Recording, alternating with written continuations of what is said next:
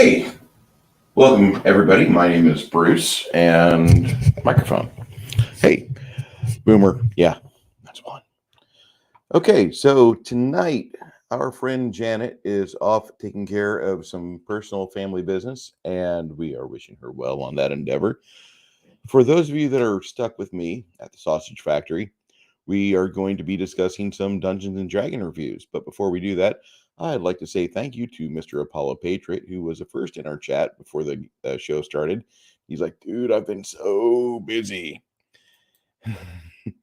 You won't believe this. Gears of War has made a D&D table card game, and it's a Gears of War theme. I have an interest into buying it. I don't know, though. Hold on. Well, let's take a look at it real quick before we start the reviews, because there's a couple things that I wouldn't mind talking about, but just for you, let's go to Gears of War. Gears of War card game. Look at this. Hey, Barrett Head. Yeah, I mowed the grass in front of my face.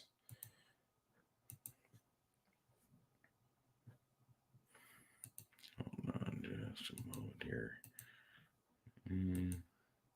Test. Okay, so that's working right.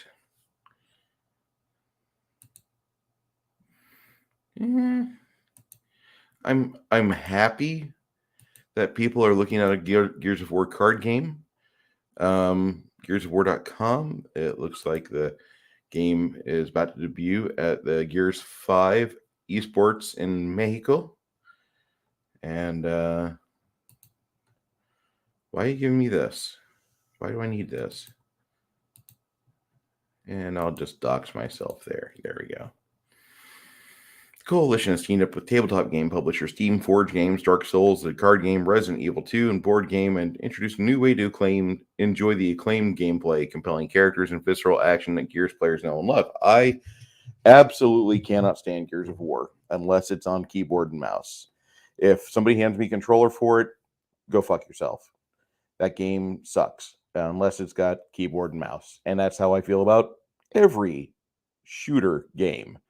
Keyboard and mouse. If you can't keyboard and mouse, fine. That's okay. There's a pile of normies over there. I'm a keyboard and mouse player. But Gears of War was a console game at first. I think they put it over on PC. I don't know. Played it with a keyboard and mouse before on Xbox, and it was okay. I don't like how you had to key one button before you could trigger it, but I kind of got the understanding of why you do that. And the designer for Gears of War, same guy for Unreal Tournament, he was talking about how they had to make it to where normal people could enjoy it and it wouldn't cater to the esports crowd of Twitch players that would be keyboard and mouse. Unreal Tournament trying to get into the ladder play, because there's a real steep jump between those two. And as much as people say, well, crossplay is possible, you have to do a lot of slick engineering to make console players be able to be competitive with a WASD player. Anyway, nothing against that. And the Gears of War world is okay. Hold on. Steamforged Games is going to be at the event to offer attendees world first demos of the game, including a card giveaway. Tyler Bielman, Magic the Gathering, in partnership with Steamforged, Gears of War, the card game. Look at the draw with careful use of cards in your hand to control the cover, harness weapons, and crush your enemies. Okay, well, I hope you like it. I hope people that play Gears of War enjoy it. I'm not a big Gears of War guy, but if that's the type of game that you've not played before and you want to try it, if Apollo, you've got a tabletop store somewhere there in Olympus, you want to go to Olympus somewhere and check out a gaming store and have them demo it for you, because probably they're going to order a few copies, because Gears of War is a very mainstream title. And let's just be frank about something very, very quickly and importantly. Mainstream games. Mainstream means it's mainstream. It's supposed to be appealing to the largest, widest demo. Okay. So as much as you hear me rail about idiots that don't know how to drive a manual shift, and they've ruined the car market by giving us automatic transmissions, and I fucking hate you. Um, Mainstream games can be good. And the Gears of War series, it's not horrible, but it's not my thing. To the chat we go. Parrot heads like, you look like you bleached your hair. Nah, I shaved the mustache. YouTubers talking about it. Flay81, how you doing, sir? Paulo says YouTubers are talking about it. I mean, yep. If it plays good, there's good games and there's bad games. Legendary card game. I would expect if Legendary got a hold of Gears of War, then it would be a very, very good card game that would be playable, because those games you build a deck throughout the game and then you try to beat the other players with your point tallies, and maybe it's cooperative, or maybe it's PvP and cooperative, because a lot of them are, because they end up with a final winner in those, but those can be fun. Six Nation 31 King says, what's up, everybody? PC Gears Tactics. I should get it. I'll look like it. I'll look at it. It looks like D&D, kind of. Okay. Multi-Gunman, how you doing, sir? Oh, we're doing fantastic. I've played all the Gears. Okay. I'll have to check out PC Gears Tactics. It might be my bag. It might be. Okay. That's all the chat for right now. Not all the chat right now. I'm still waiting for that immersive VR stuff they're pushing in the arcades back in high school. Supposed to have jetpacks and net running now, damn it. No kidding. But I'm staying out of VR for the one reason that I don't like eye tracking software. If you get eye tracking software on a VR helmet and you don't care about helping AI, okay, that's fine. It's you. That's you. That's you.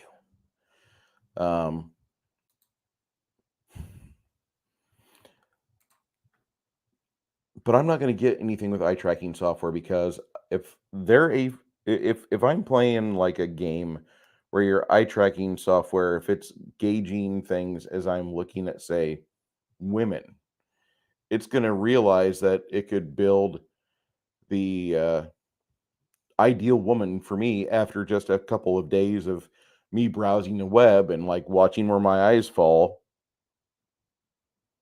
on a woman, and it's to be like, oh my god, he loves them big hip girls. He loves them girls with thick thighs. Yeah, I do. And after a while, that would be tailored into my commercials and advertisements.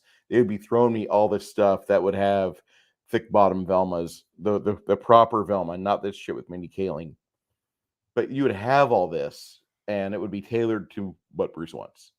And it would see how my pupils dilate when I'm playing Doom VR, and it would understand that. And I don't really want to feed the machine that much info about me, so I'm going to just make it difficult for them, and they're going to have to watch me through the camera, my 1080p camera and my 1080p television. They'll have to watch out and figure that out there. I want Rifts or Shadowrun level cybernetics. I got to get some parts. I want to upgrade. I get you. My wife, if I could get her a whole new spine right now, I'd do that, because like the doctors look at her lumbar and there's like other problems in her spine, but they always look at the lumbar. I'm like, there's other parts, other problems there. Fix that. VR role plays can get dark. I don't want to play VR. I'm safe. The new iPhone does that. Yeah, I'm not into that. I have an iPhone 6 for work. I'm not giving them any more information than I have to. Okay, so with tonight, I just want to talk for a moment on role playing games, because that's going to be the focus Let me create. Go to Bing first. Broadhurst. If you know who Creighton Broadhurst,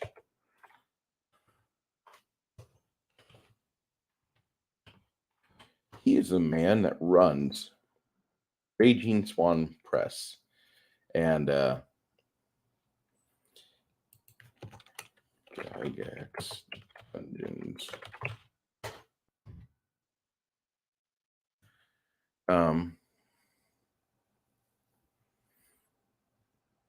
Just kind of looking for Creighton Broadhurst material on how to build a proper dungeon, because I think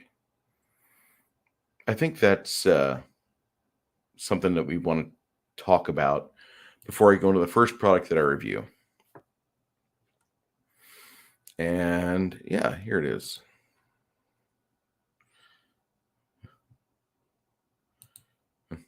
You can go 0 to holy fucking no time flat plus too many furries, to be honest. Yes, too many. I have friends that are furries and they're not telling me, like, no, they're not a furry. So I'm assuming yes, they are, which is fine. I'm not going to tell them that I've stared at their mom for as long as we've known each other. All right. So, hey, Green Apple, how you doing? Dude, I just had that at Taco Bell. It was delicious.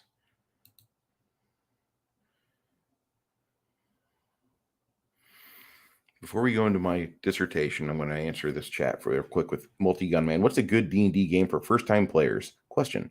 I found a place in the city that hosts D&D games for beginners every Wednesday. I'm going to go once this construction job is done.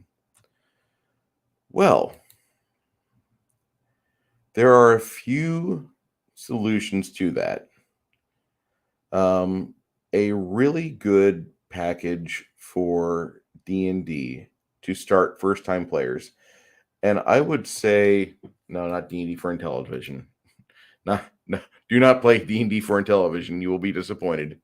It's okay. It's just pre-Diablo. Nothing wrong with Diablo, but it's a very early ARPG. First-time players. What's Bruce doing? He's got a stack of stuff down by his feet. Is that even fair? Well, yeah, we did show prep. For the past 3 months, I've done show prep here. And I got to get 2 books to show you.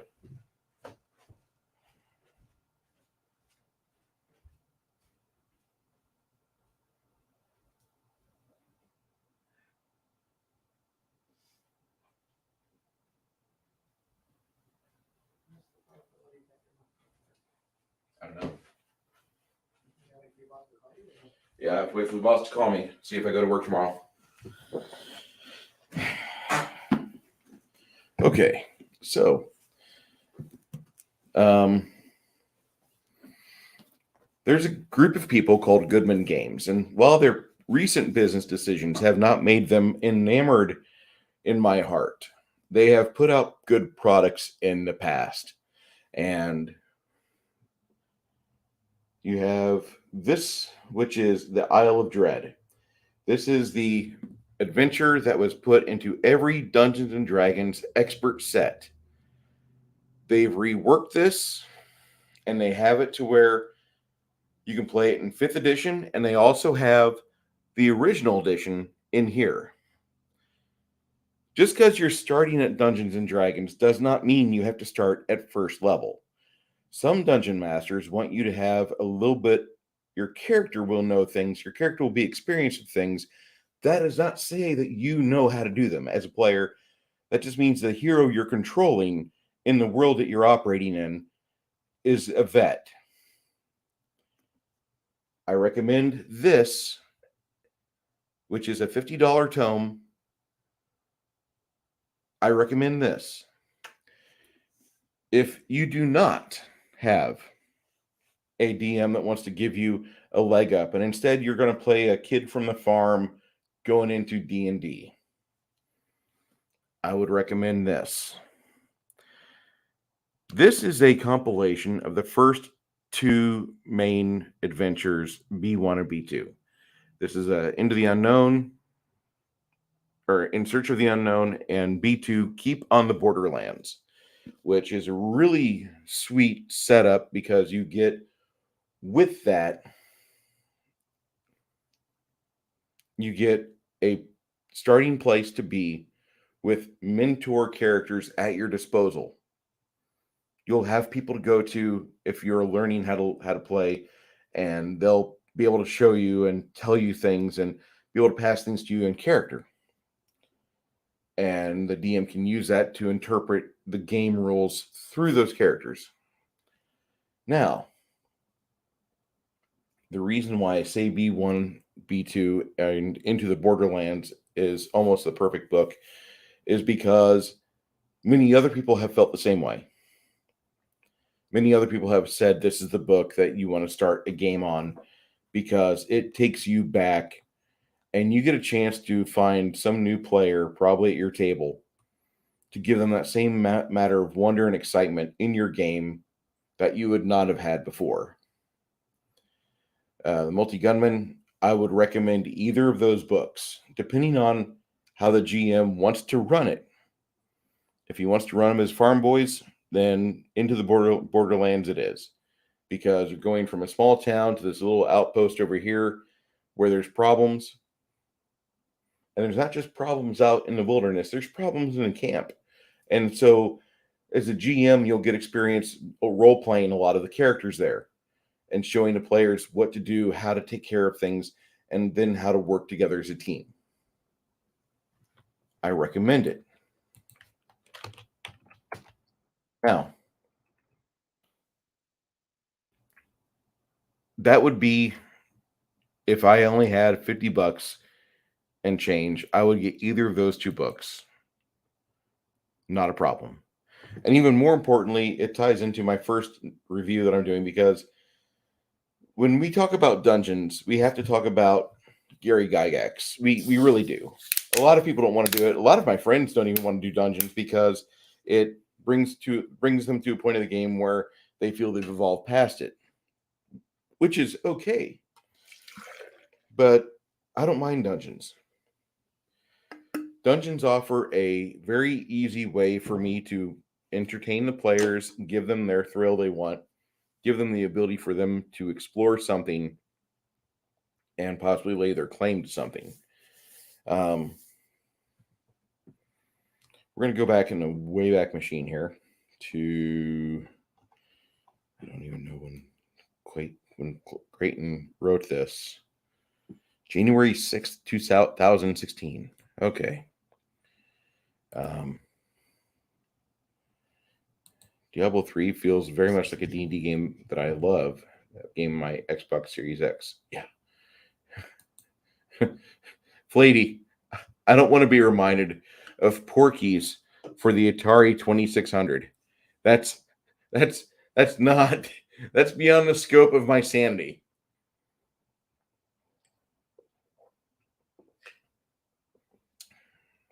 All right. So I'm going to share with you a page from our buddy Creighton Broadhurst. Quite possibly my favorite author in gaming today. When I mean author, I mean he writes for serious players, for serious DMs. And I don't mean like serious, like all like jagged and 90s edgy shit. I mean like he writes for people that want to have their hobby at 100%. If you can go to 100% on your hobby, if you have the energy to go 100%, Creighton Broadhurst. And I'll just put this in the chat for all of you. Yeah, Flady's like, I'm feeling nostalgic. No. Oh, 35 degrees in San Antonio. WTF. Okay. I've posted a lot about dungeon design, and I've even posted some of my own first mega dungeon maps. I realized today, though, that I've never shared my favorite dungeon map. Some of you may recognize this from below. It's Zach Tarsoth from Dragonlance's DL1 Dragons of Despair. the first installment of the epic Dragonlance series for Adventures of First Edition. Look at that. This is how we used to have our maps, okay? All isometric. Amazing. Fun. It came out when I was 12 years old. I remember discussing it on the phone with a friend. And this is the first dungeon map I'd seen that was not flat. I love the way the levels interlink with each other and different feel for each other over the areas of the map it manages to convey. Now, there's even a map manages to convey some of the history of the dungeon, and that's no mean feat for a dungeon map. I wish I could map like this. With my ongoing design and development of the Mega Dungeon Gloomhold, the dungeon maps are beginning to cause me worries. I know what I want my dungeon to look like in the mind's eye, but translating that to the page is a challenge. My maps often look like a drunken spiders that staggered across a page before dying. Still, at least at the level of skill, I cannot do anything but improve. What's your favorite dungeon map? Okay. Not the exact one. He's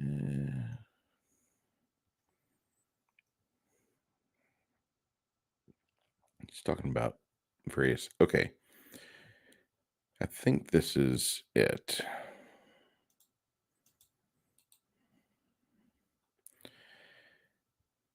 Before I got involved with Living Greyhawk, I ran some shop-based games for RPGA and Torquay. At the time, we had a vibrant gaming scene in Torquay. To facilitate play, I designed a mega dungeon called Deep Delve and ran a weekly campaign for the shop. We pinned large maps up on the walls and updated them after each session. After multiple adventuring parties and a couple of GMs, we made good progress through the complex, and I cannot remember why it ended or how far we got, or sadly, over time, I've lost some of the maps. However, a couple of years ago, I found 2 maps in the attic, took photos for posterity. Given my recent postings, I thought it'd be fun to post up the players' versions here because I do not have the GM's versions anymore. The graph is AO size, and you can see we're digging for a long campaign.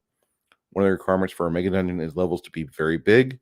Using AO paper enabled me to fulfill the requirement, and when I do my roughs for Gloomhold, I'll do the same again. So you can see he does this. This is kind of important. You want to go big. One of the main features of level 1 was a deep chasm known as Slippery Stair. It linked most of the levels together and was relatively easy to traverse. Using it, players could access most of the levels of the dungeon, but they don't go down too far, just out of common sense. They got to at least level 4 before the campaign ended, and I've lost the GM maps. As you can see, these are ripped and water stained. Other maps in the roll were badly damaged and couldn't be saved. In any event, I hope you enjoyed the snapshot of the deep delve.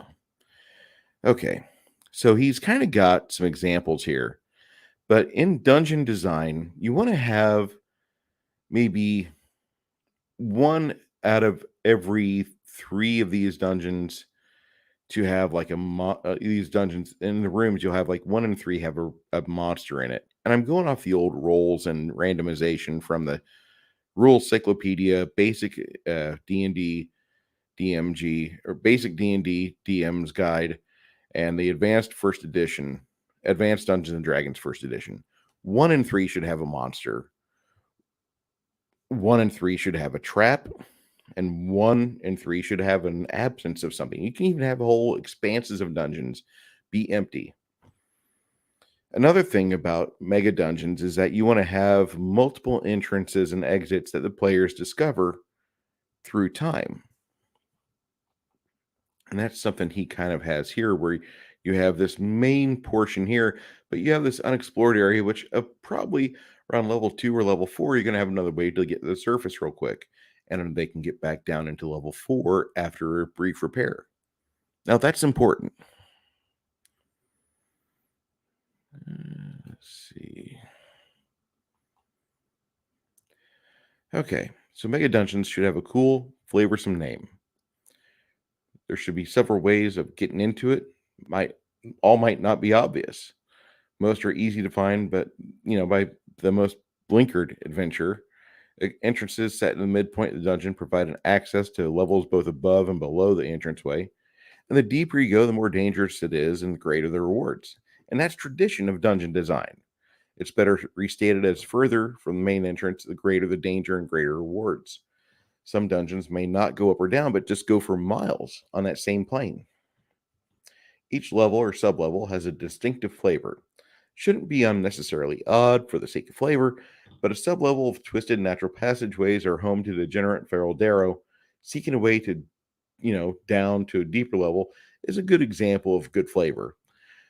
A level dominated by Mad Alchemist, who has no connection or relevance to the greater dungeon, is kind of bad flavor. Sublevels, smaller, self contained areas. They enable the GM to inject different kinds of flavor and monsters into the dungeon.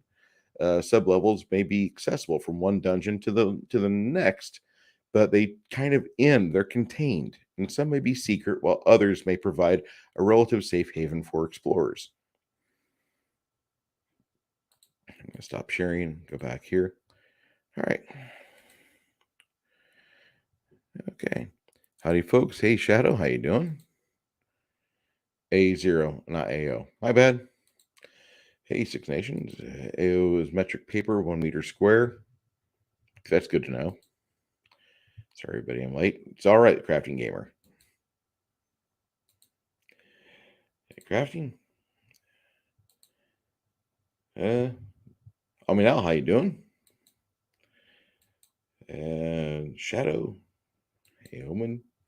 Trying to catch up. Hey, Omen. Good to see you. Hi, all. Is it Saturday yet? Not quite yet. Okay, and back into the discussion. So, you should have multiple connections between levels and sublevels. So, you have the freedom of choice to go into which part of the mega dungeon you want to explore.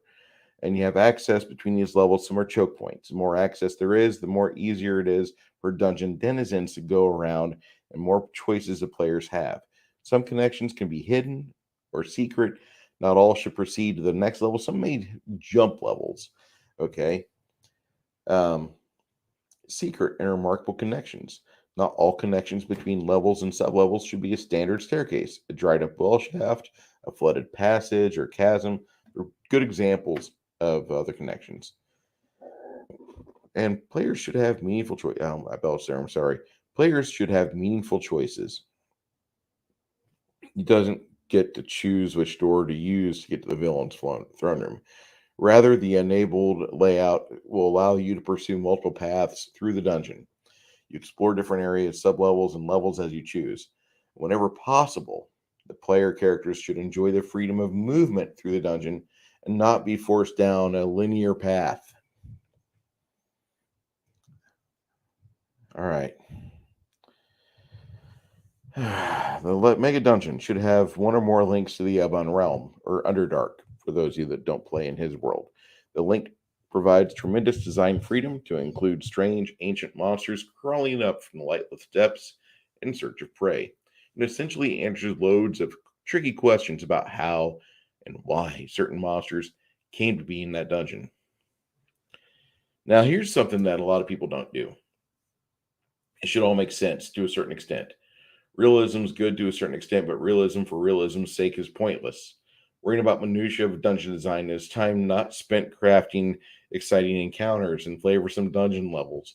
Enough information should be present for the GM to answer the most basic questions about a dungeon, and no more.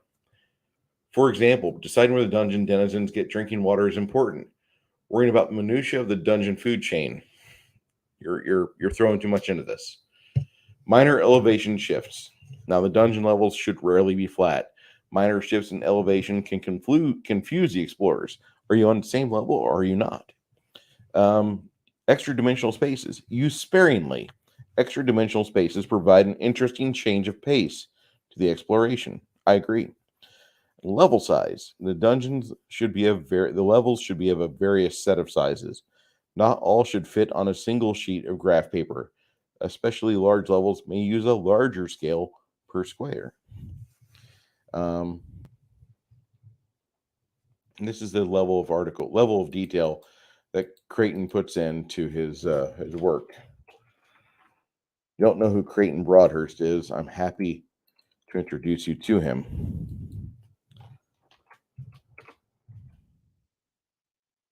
Okay. Denizens and challenge. So you have mega dungeons should have an overall boss or supervillain. It does not need to be in charge of everybody in the dungeon, but he should be the most powerful and influential figure therein. And he'll have many sub leaders or vassals, and many of these will command their own sub levels. All right.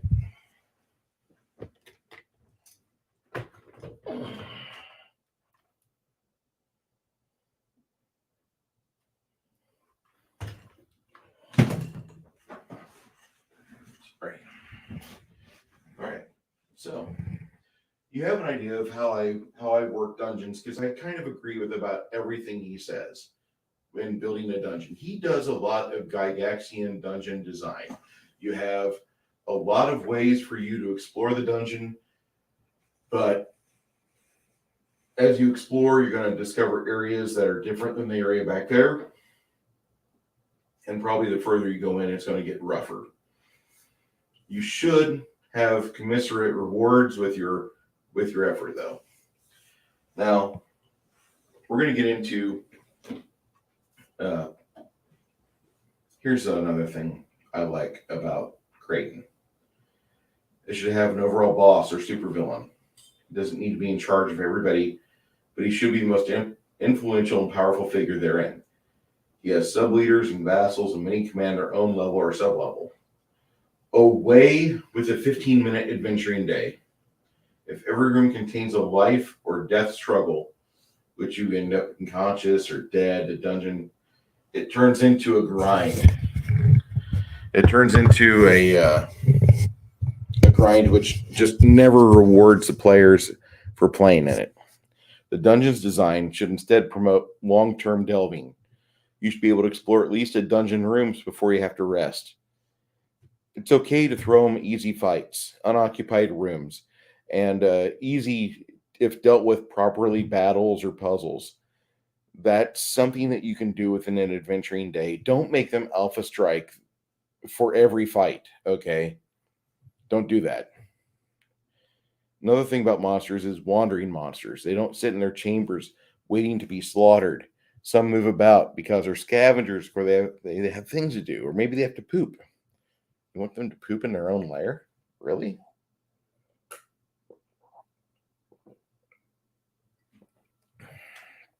Now, this is a one that is argumentative. Settlements. One or more settlements should lie within easy reach of the dungeon. It allows you to retreat somewhere between forays, and here they rest, recruit, help, buy and sell magic items, gather information, and so on. Kind of a neat idea. This.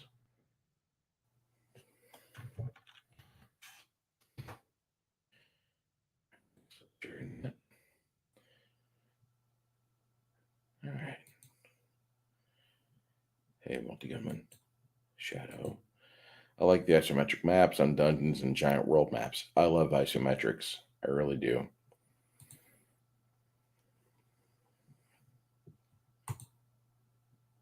I can't draw them with her damn. I can't either. Don't worry about it, Shadow. Isometric maps have character for sure. Howdy much.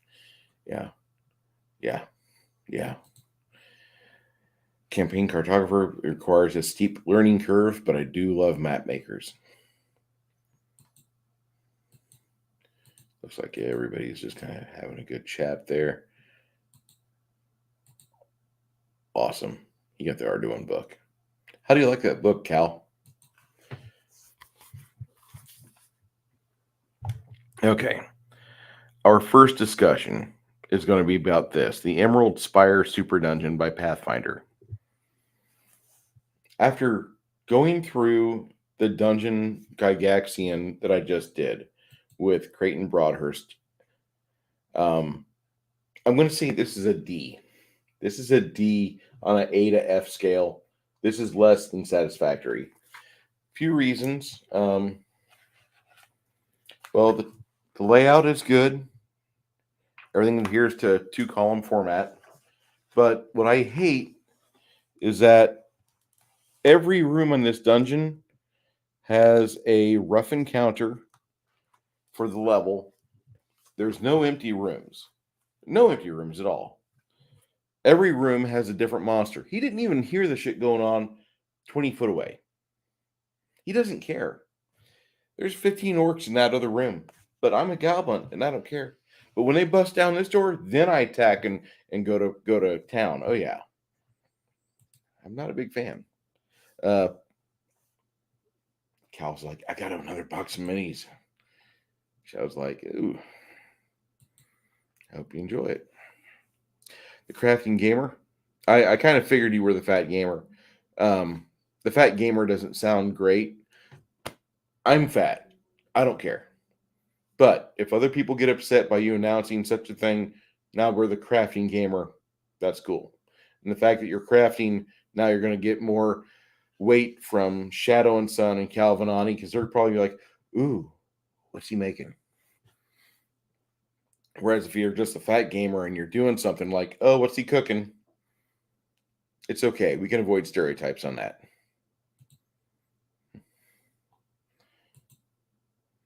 Hey, Cal, was it your birthday? No, the extras from a cat. Oh, wow. Reich Blade. We're getting married February 9th. Ooh.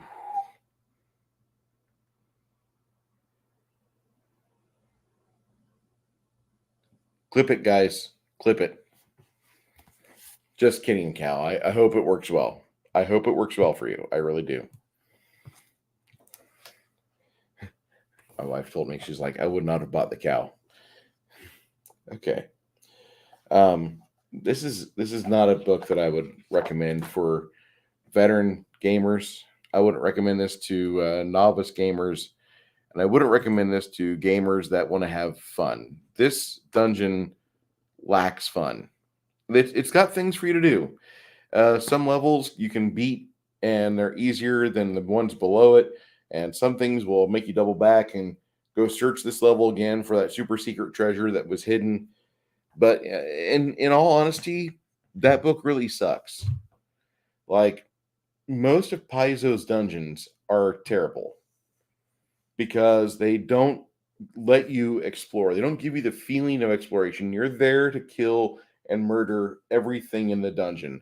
You're not there to really role play. You're not there to become friends with the lich at the bottom of the well. You're there to kill. You're there to only provide bloodshed. And I refuse to run a Paizo module or adventure path as it is, which is why you see me running the game that I've got, because it's a Paizo, it's 2 adventure paths, and I've made them one. I've made them better. That sounds so narcissistic, but it's the truth. I wonder if Crafting Gamer has a channel. Hey, Crafting Gamer, if you could drop your channel in my Discords, I will post it for my friends to see.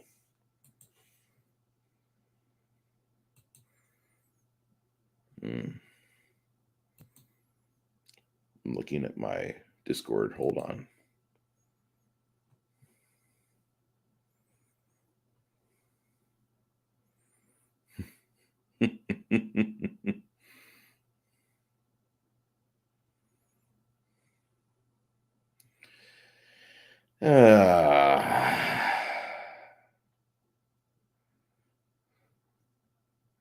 I'm sad. Apparently, my friend Janet is not feeling the game. She says that she feels like she's dragging the party down, and she doesn't realize that she healed the party up quite a bit, and she hurt the undead quite a bit. She'll learn. Okay. So, yeah.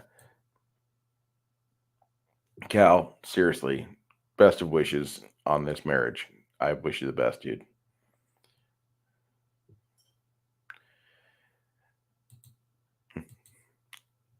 Yeah, I kind of like it without the stash myself. Okay. So, Bruce, you give a D to Paizo. What do you really like? Well, hold on. Let me show you some friends of mine what they've got. Whenever I'm in the mood to buy a new tabletop RPG product, and I don't want to have it be a book. I go to my friends, Randy and Joe, to Big Geek Emporium, and they make things like games of your making. And they have you in touch with guys like David Guile and Matt Barninger, another one of our esteemed people. They also put you in touch with, where's the basic expert right there? And OGGM, even Venger Satanis. So now that we've got this filter, let's see what it gives me. All right. Dungeon 23 January, all quiet on the goblin front. Ooh, there's an update. Dungeon World by David Guile. Fantasy Adventure, A Sundered World, which is a campaign setting for the amazing game. And I'll even say that I just had them deliver my copy of Dungeons and Delvers. This is a thick book. This is what Luna, I think, did for Big Geek Emporium. But this has got a lot of pages in it. It's like 515 pages. And David, it's a great book. You did really well. You and Melissa should be proud of yourself. You did fantastic. Fan-freaking-tastic. Six Nation 31 King says, I saved money on not shaving.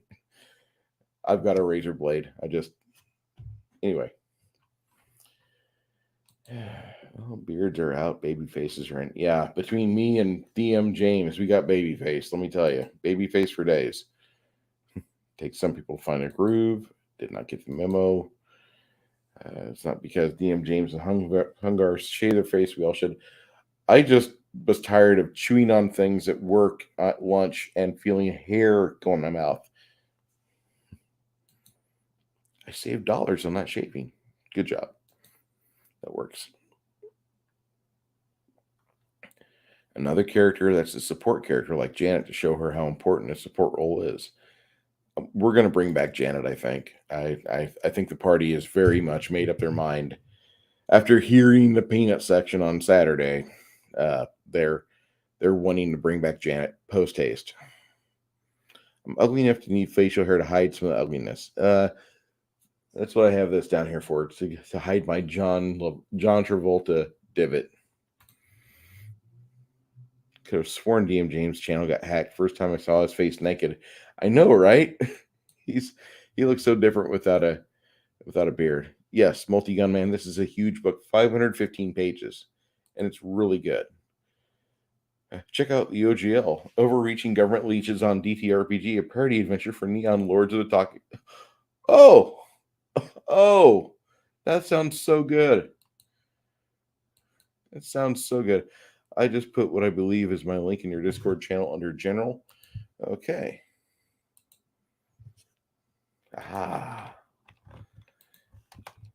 No. It says I'll just do this real quick.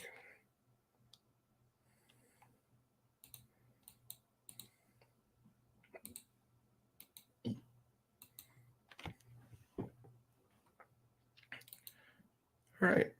This is okay, let me just take out this studio and period. Aha. Yes, because it wouldn't let me go in there with your studio information. You want to subscribe to the Crafting Gamer. His link is right here. Yeah, she died in the game. Yes, Janet's character was at basically ground zero. Connell's character Chance was in the maw of this purple worm or frost worm, and it exploded. The rumor has exploded at death. And Connell's character Chance went everywhere.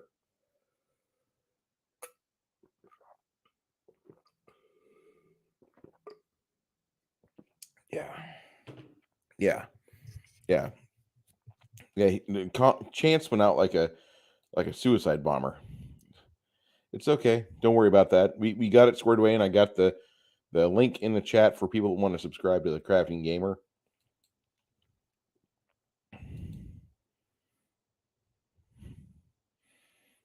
Cool. Calvin I's like, make it worth my time. I agree. Make it worth our time. That's all I ask. But I subscribed. He's got terms for RPG and Robotech, Robotech OCC and Skills, the Veritech, Destrati, or Destroyed, and the RPG vehicles. Not bad. Anyway, so we got these guys here, Big Geek Emporium, and they show off some of the best small press publishers out there.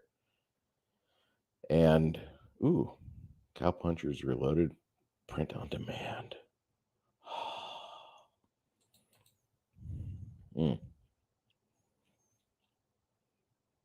we're not going to go that long, guys. I had a long day, but I want you to understand that this is where I go for my stuff.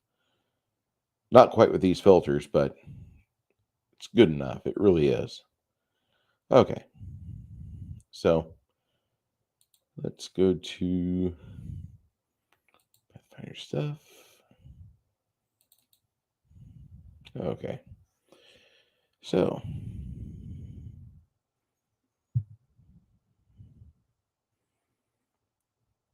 and if you want to know more about Creighton Broadhurst, I'll just show you this. Here's a 5th edition version of Ashford. Few folk dwell in Ashford among the abandoned, deserted homes of friends and neighbors, but it's a quiet, mournful place. Talks about bubonic plague in the front part of it. Village lore. A handful of folk still live here. The few travelers that visit have spoken of quiet, distrustful folk and a strange religious practice. Interesting.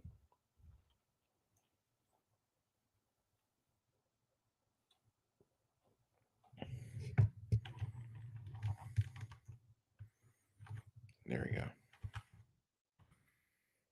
But you can see what we're talking about here. Talk about the mill, the whaling hall, burning tower, plague pits. This is something I got off of drive-through. They don't have a conversation with Creighton yet, and they should.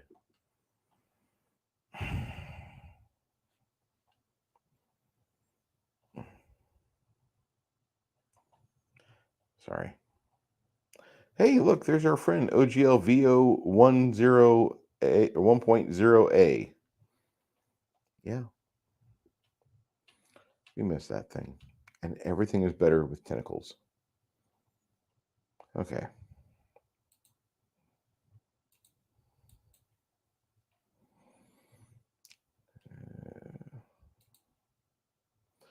How are you all doing? Got the original version of Atomic Punk 2160, but if the new version's good, I might get the second in POD. I agree. It looks like the new one's going to be 2D10 system instead of a D20.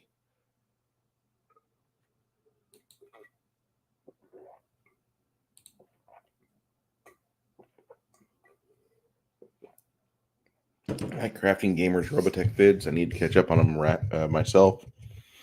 Yeah.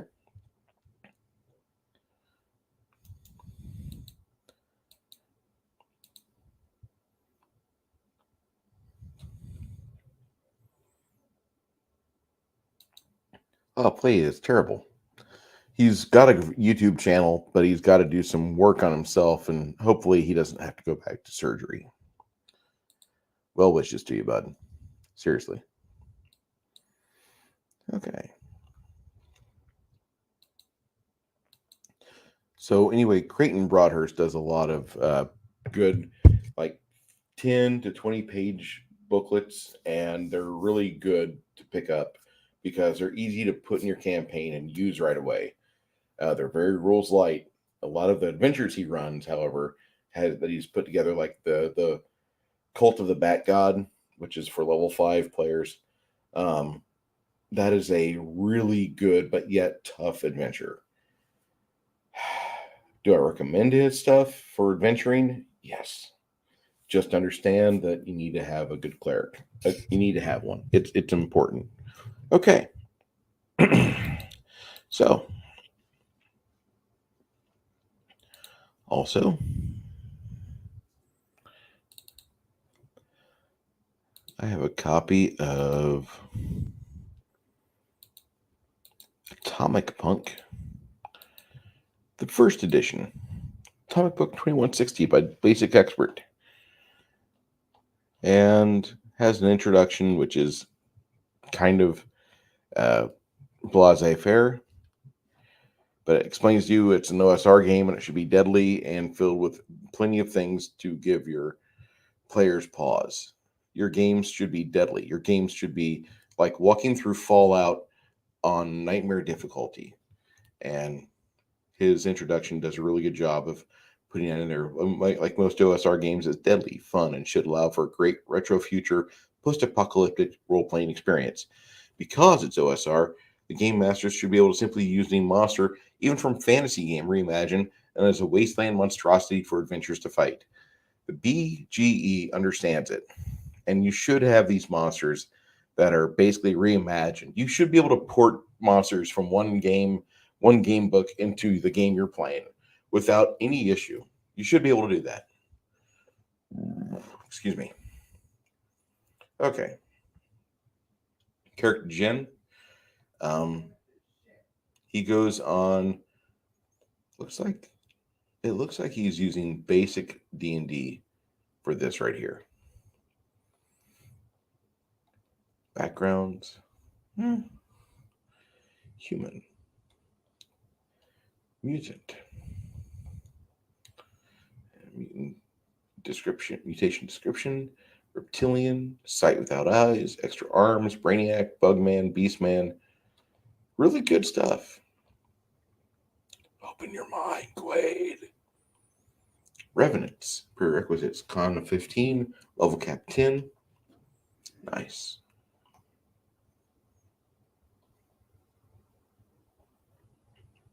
Huh. Pretty cool. It talks about robots here. The Bastard.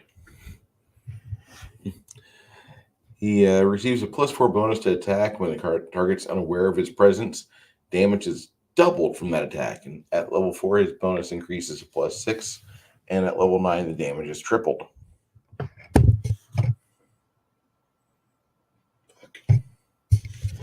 right, that's a lot of damage. Okay, you have snipers or knaves.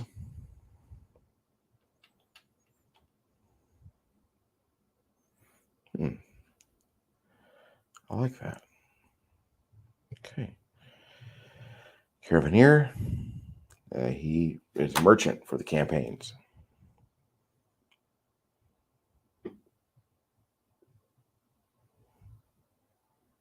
Let me increase this a bit for you. Caravanners make barter skill check rolls like you shoot the breeze.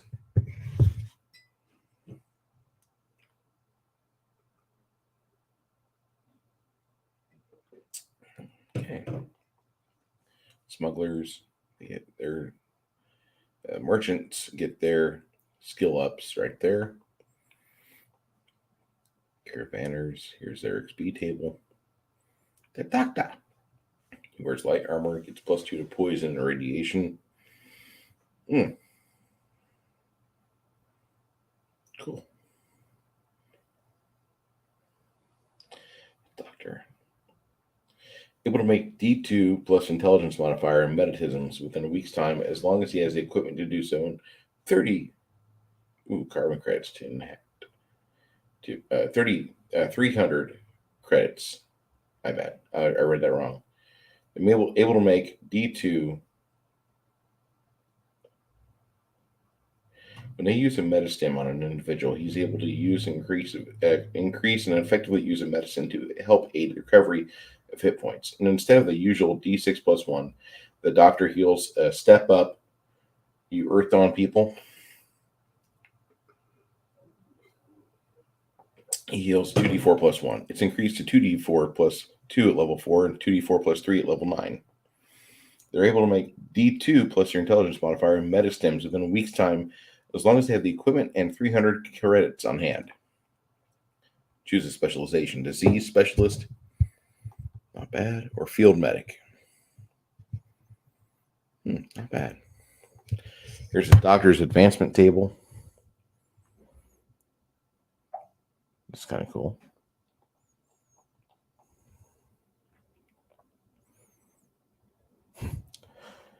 +2 to any reflex-based saving throw. Damn. Hit dice is D6 plus con.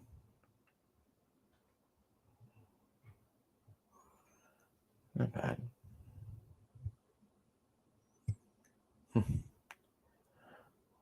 Gunslinger. Wields dual handguns and fires both without penalty, incurred by most everybody else who's attempting the same thing. Damn. They receive only a -2 to hit with their offhand handgun. A hitman deals double damage on a surprised enemy. It's tripled and quadrupled at level 9. Bounty Hunter. If they are not surprised, get a +2 to their first attack with firearm. Damn. Actually, really like what I'm seeing here.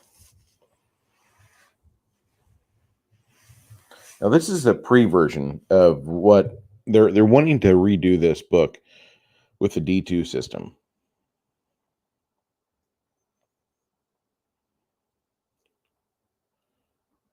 Wow. Okay.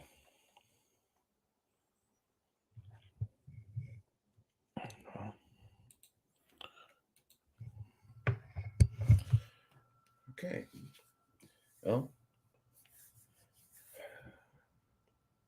just based on what I've seen for Atomic Funk so far, I don't want to go through the whole thing. This is not Dungeons and Delvers, okay? Based on what I've seen for it so far, it's got armor and weapons. They talk about ammo.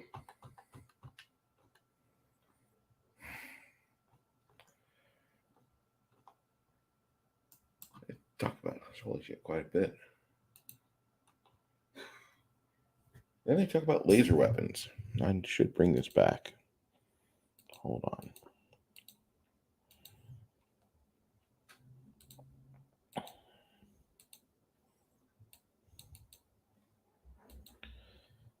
They're rare old world weapons. They don't. That means they're not unavailable. They use power cells which deplete with use. Ooh.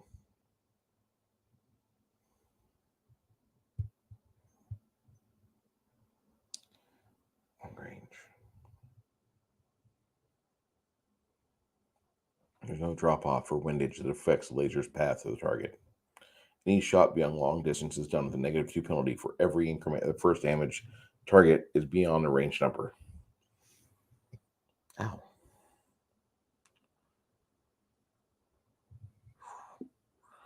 Position lost. Their energies, weapons, and they're light, which means that once a shot's fired from concealment, position of the shooter will be known.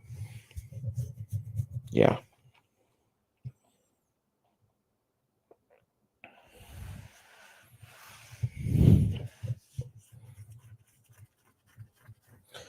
Sections for weapons that don't fit cleanly in any of the previous categories. They're powerful explosive weapons that cause deadly amounts of damage within a particular area. Crap. If they launch with an arc, they have trouble in confined spaces, like low ceilings. The ability to hit targets beyond a short range.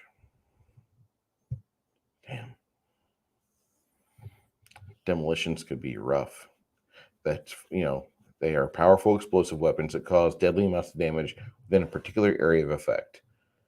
Anything that goes with an arc will have trouble from confined spaces with the ability to hit targets beyond short range.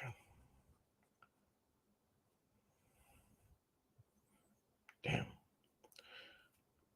Great risk is determined by GM if the demo strikes the surface. Therefore, detonating prematurely or affecting trajectory before the explosive hits the intended target. They're encouraged to create more weapons of original creation to the game for the classification as well. So create your own weapons. Such weapons are coveted by players and highly desired and useful. Any armor breakage die roll used is to determine how much damage is inflicted upon that body and not absorbed by armor. So goes into grenades, mines, Molotovs, rocket launchers. Okay. Well, I wanted to do a small video on some reviews. We have a D6 die pool system where 4, 5, 6 in success. Do you have a D2 system? Yes, you do. Demo. Unless they're varying degrees of success or failure, most systems are technically D2, either succeed or fail, 50-50 rule. Yeah, I'll agree with that. Anyway, we're over an hour on tonight's session, and I'm just wasted. Like I'm exhausted. I had a beer and I had a long day at work, but I wanted you guys to be able to have some reviews and things that I wanted to talk about. One thing was, I think dungeon design is important. I think people need to remember the old ways. Open up your old Stoneheart Mountain Valley dungeons. Open up your Panathuk. Open up your B1s, your B2s. Open those dungeons up and look at how they're set up and how everything is scripted out. What happens at level 4? What happens at level 6? And see if the DM or the writer of it was trying to give the DM an idea of where would be a good break point. So you could have the players go in and out down here at this point, and they could emerge on the surface of the round over here a little later. Unless there's varying degrees of success or failures, most systems are basically a D2. After you succeed or you fail, the 50-50 rule is the 50-90 rule. Yeah, almost 90% of the time. Anyway, wanted you guys to be here, and I hope you all had fun listening to me rant about things. Don't buy the Emerald Spire, okay? That's not a good book. And next time I have a chance to do one of these, we are going to go through the rest. We are going to go through the rest of this, and I'll show you where we're at. Simple Rescue. Night of the Dire Turkey by DOGG Gamer. And then we get into Valley of Carasia. What's this?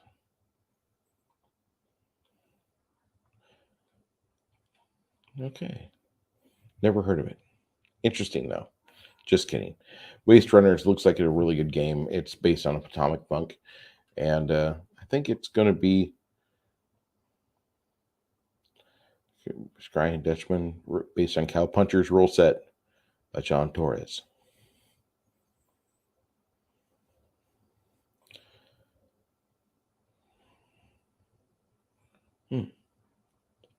What is Waste Runners? Character creation, rolling saves and ability scores. Okay. Here's your tribute skill checks. Not bad. We'll go over this in detail next time. Have a good night, Green Apple. Thank you for showing up. Multi-Gunman, thank you for showing up tonight as well.